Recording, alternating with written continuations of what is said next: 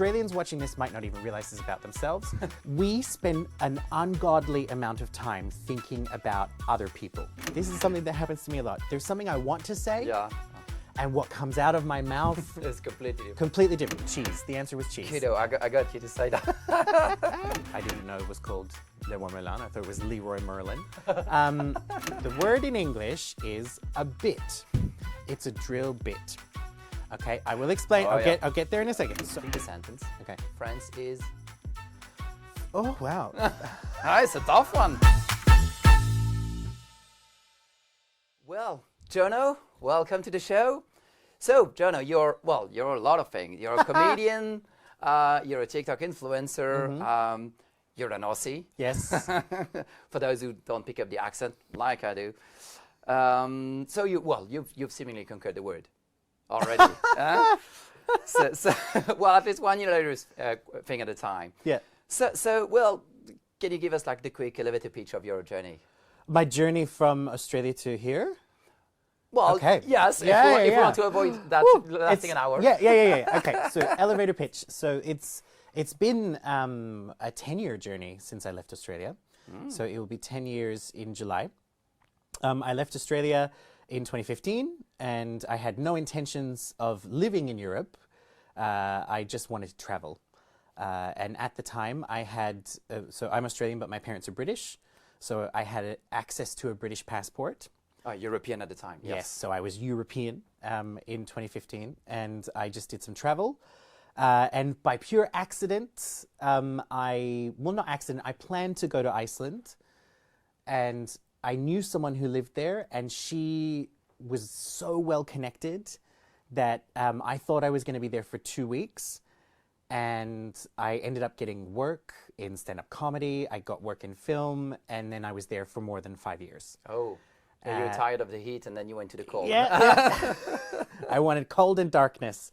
And then in 2020, because of COVID, so long story short, I met my future husband, my fiance, who's French, when we lived in Iceland. Good. And he and I had a life there together. When COVID happened, the entertainment industry kind of collapsed.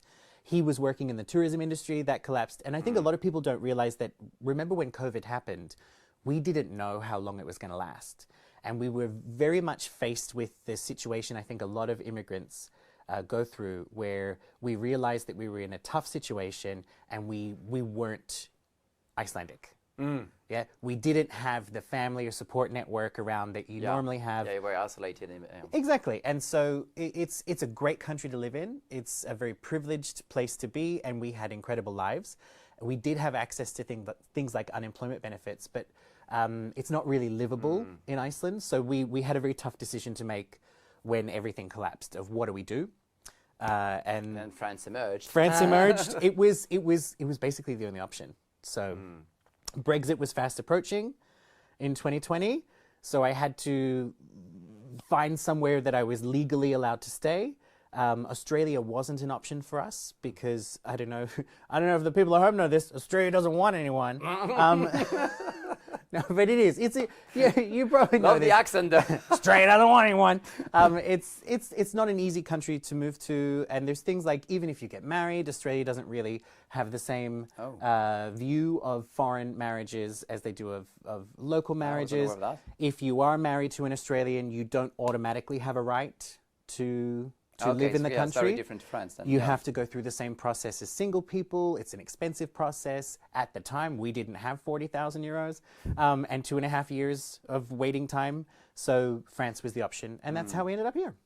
Okay, well, hopefully there's a bit more. You know, like what was the main or leading factor? You know, what did you like most, or what drove you to France the most? I mean, I think I have the answer, but I'll ask the question anyway. Was it cheese? Was it wine? Was it Frenchman? I'd love to have a fun answer for that one.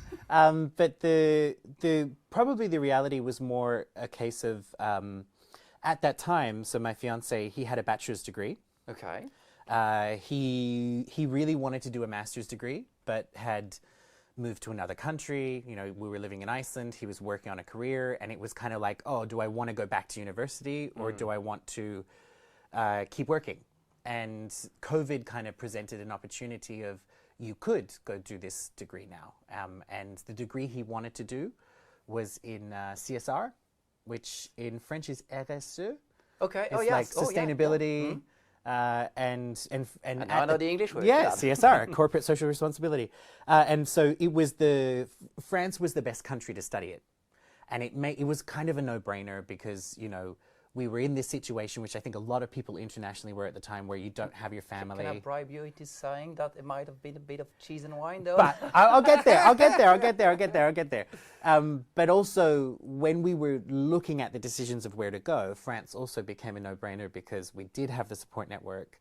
And, you know, we did know things about things like free education, for people who are citizens. You know, if he wanted to go do this degree somewhere else, it would be paid for, incredibly expensive.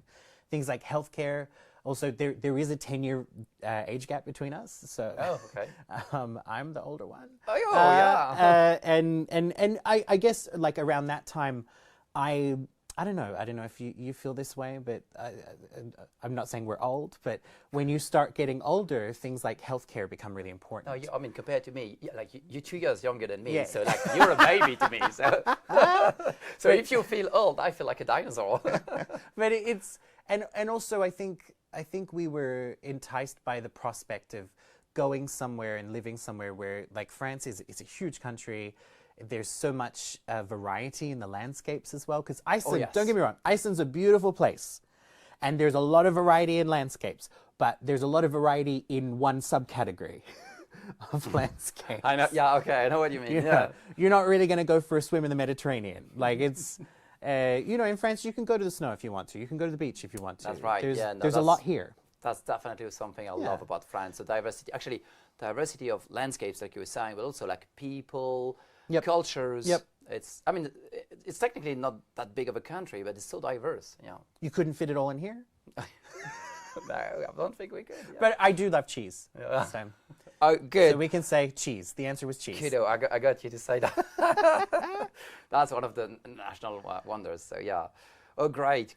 And what was the most, I don't know, Australian things that you cannot wash out, or, you know, that you keep on doing, and that you Oh, like the things about me being an Australian. It's probably not what people expect. Oh, that's interesting. Yeah. And I would say, so I've been, in September it will be 5 years in France. Okay. And I would say I actually have learned way more about my own culture from living in France than I ever did in Iceland. And what I mean is there are certain things I didn't know that are uniquely Australian. And I kind of laugh at it sometimes because most of these situations are situations where I get annoyed because of other people around me. And it's because I didn't realize the rest of the world doesn't operate the same way as Australia. And what I mean is, so have you ever been to Australia? No. Okay. If you go to Australia, a lot of my French friends have said this to me. If I ask them this question, they agree. I say, have you been to Australia? They say, yes. And I say, did you notice that society was very organized? And usually they say, I never thought about it, but yes, it is. And what I mean is, Australia is a country where Australians watching this might not even realize this about themselves. We spend an ungodly amount of time thinking about other people. It's just the way our society works, okay? Like Australians or just like other people? Just other people physically. Yeah, okay. So if you're in the street in Australia and there's 4 of you, you would never walk down the street like this, like in Paris, yeah? You would move to one side, yeah? Australia is the kind of country where you never really have to say to somebody, excuse me, can I get around you? So you don't They move before you have a chance. You don't walk through the crosswalk when it's red. Oh, you can do that. But you do that. But we're very conscious of the space we're taking up and the fact that other people exist. And that doesn't really happen in Paris. So, well, actually, the French are all but organized usually. Apart from bureaucracy, because that we love that. Yeah. Like little things like when I step on the metro, I'm automatically programmed to go as far down the carriage as possible to make space for the people behind me. French people don't do that. It's everyone for It's themselves. actually quite the opposite. Like closer to the just- door as possible. Yeah, close to the door as possible. Take one step on, stop moving. And so I guess those are little things. There's also like other little things like I didn't realize that there are certain rituals from my culture. I always imagined that Australia is a young country. We just do what we want. But there are certain things. Like if I invite you to my house for the Australian equivalent of apéro, Okay. like if This we're going to one. have drinks, Okay. right?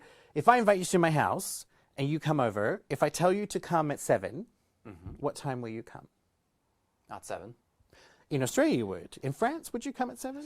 No, we have every region would have like I'm from a place called Les Landes. We Yeah. would say le quart d'heure landais, which is like a quarter late, Yeah. or like half an hour late, like Yeah. la demi-heure bordelaise, or like we'd say something like that. And it's polite to give people that extra time. Yeah. Right? It's just I work with too Oh, many yeah, too many international cultures, people. so that's why I'm on time. Because But like yes. in France, if you're invited somewhere and they say come at 7, you shouldn't come at 7. Yeah, you come should a come bit at later. A Yeah, little but bit that's later. a non-written rule, we could say. Yes. Exactly. In Australia, if you tell me to come at 7, I'm going to be there at 6:59. Then also, when you arrive, I should offer you something immediately, Oh. or make it possible for you to take care of yourself. Okay, but we don't have to wait for everyone else No to awkward arrive. balloons or awkward turtle. No awkward balloons, no awkward turtle. So if you come to my house, I say, "What do you want to drink?" We don't have to wait for all the other guests because punctuality is rewarded. Ah. Oh no. I Yeah, like this there's one. lots of weird little quirks, but I think I would say I probably learned more about being Australian from living here than I ever did living in Australia. Okay. Iceland. Okay. Yeah. Well, I did look at my note because there's one Yeah. I really want to ask you. Because, well, you've been around for a fair amount of time, Yeah. let's say. Yeah. So let's talk languages and Okay. language, French language mostly. So, like, what's your level of French? And, well, most importantly, did you have some sort of like Emily in Paris moments, awkward moments, Many. whatever with the balloon or a turtle? Yeah. Many. And actually, I often give people this advice when they say, "Oh, I'm thinking of moving to France. What are the top pieces that you would say?" I would say to everyone, 100%, learn French before you come. Yeah. Although, you don't have to be fluent. You don't have to Yeah. be fluent, but it goes a long way. It really does, because also Or sometimes there's awkward balloons moments. Yeah. They could be funny. There's one that I keep on saying, telling about people, excited. That Yeah. word that you use quite often in Yeah, yeah, English. yeah. Whatever, actually, American, Australian, British English. Yeah. You're often excited. It's like, oh, it's exciting, I'm excited, which is technically translatable into French. You Yeah. could say, je suis excité. But like just what I said, like for the guys who speak French in the audience, the je suis excité means I'm aroused. oh, I did not know that. It technically could mean something different. I mean, Yeah, technically yeah. it could mean I'm excited the Yeah. same way it does in English. But like, because I speak English often, I've tried to use that excited word in French. There's almost no way it won't come across sexually. Yeah, okay. I see that. I've got two funny examples. One was when we first arrived, we were living in Normandy with my in-laws, and they were building a terrace for summer. Yeah? And I spoke zero. When I arrived in this country, I spoke zero French. None. Okay. None whatsoever. All the French I know, I learned in the last 5 years. But French husband did, so Yeah. and I wanted to help, and they gave me a task. They said, "Could you go to the hardware store?" And they wanted me to buy On your own? on my own. And they wanted me to buy a. I now know in French the word is forêt. Yeah. Oh, what's the word in piece, English? It's I'll get to it. It's the piece that you put in a drill that makes the hole. Okay. They wanted me to get this thing. They told me the word in French. the forêt. The forêt, and it was a special one for concrete. Yeah? Yeah. And you need a special one. It needed to be a special size, and it was a big one because they needed to drill into big piece of concrete. And so I drove to Le Roi Merlin, which, by the way, I didn't know was called Le Roi Merlin. I thought it was Leroy Merlin. Because they Nice told accent. me... I like it personally. Le Roi Merlin. And I walked in, and here's another big difference between France and Australia. In Australia, they ask you if you need help. Oh, yeah. And if you say, I'm fine, Only they leave you alone. Yes. Yeah?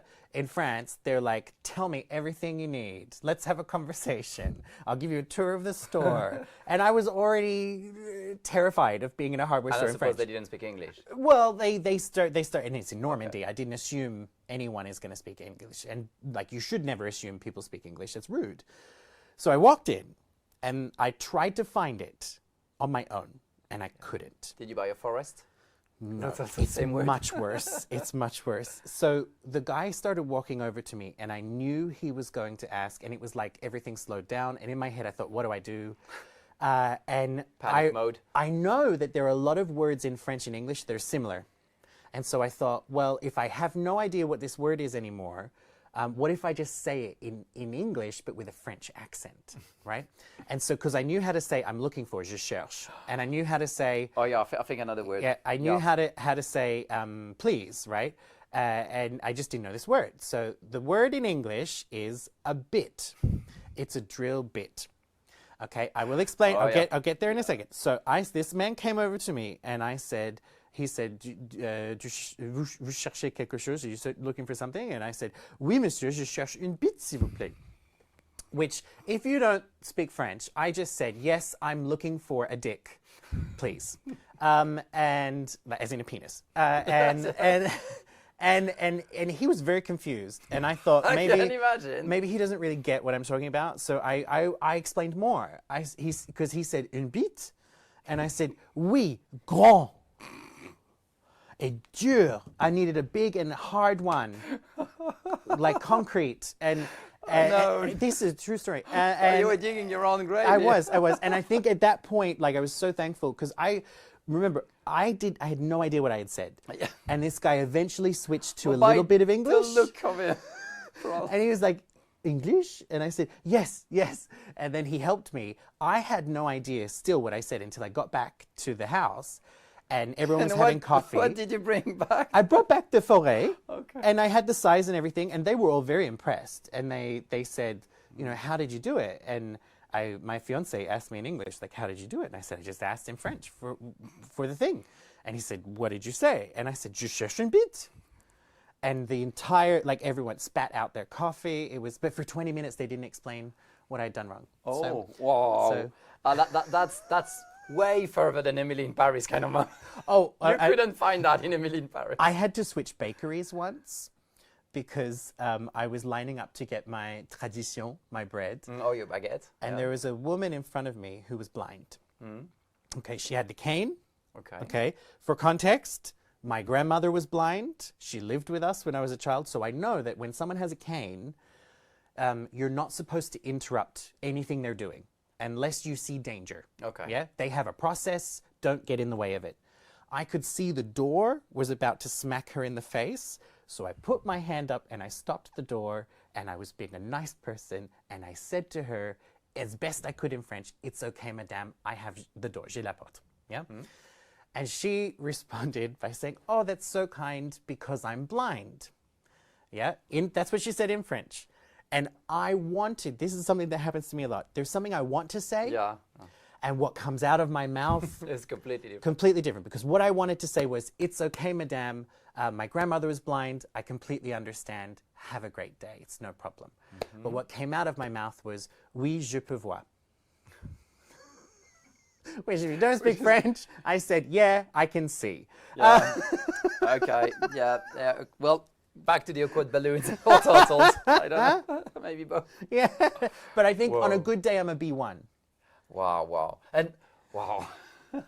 That's a lot. There's so many. And vice versa. Is there, then I'd be curious, is there any particular French cliché that happens to actually be so true? In language or language or habits or things we do, like, things people say we do, but actually we do it. I always thought it was a cliché that people say, ooh la la. They do. We do. All the time. Yeah. I love when French people, like a language thing, French people will always say that You don't need to learn the subjunctive. If you do not know French, the subjunctive is horrible. It will make you want to run into the sea. Grammar was horrible. It's a grammar. For me It's a tough thing. And the French people always say, "Oh, you don't need the subjunctive. We don't use it." Except the subjunctive is used in French when people are talking about hypothetical situations and giving their opinions. Right? Oh, wow, which we do a lot. So you use it all the time. And I think like I always thought when you see French people in movies and they're very particular about things, they like things to be nice, they like to take their time with stuff. That stereotype is definitely true. Oh, yeah. For Oh, me. well. Yeah. Yeah, I won't deny it. Well, okay, you seem in the mood, so I think, what about the quick fire round I've promised you? Okay. Okay, some are controversial. Okay. Sorry for that, but like croissant or baguette? Ooh, I would say croissant because I prefer tradition. Good. Well, this one is close to my heart because I'm from a particular place in France, which is southwest of France. We have a particular set of words, and especially one that a war is raging on all across France about this one. Is it, chocolatine or pain au chocolat? Careful, if you want to live out of there alive. I know. I have to say, for me, it's pain au chocolat. But I think this is something that... Yeah, I thought we could be friends. I know, but you have to understand that when I moved to France, I moved to Normandy.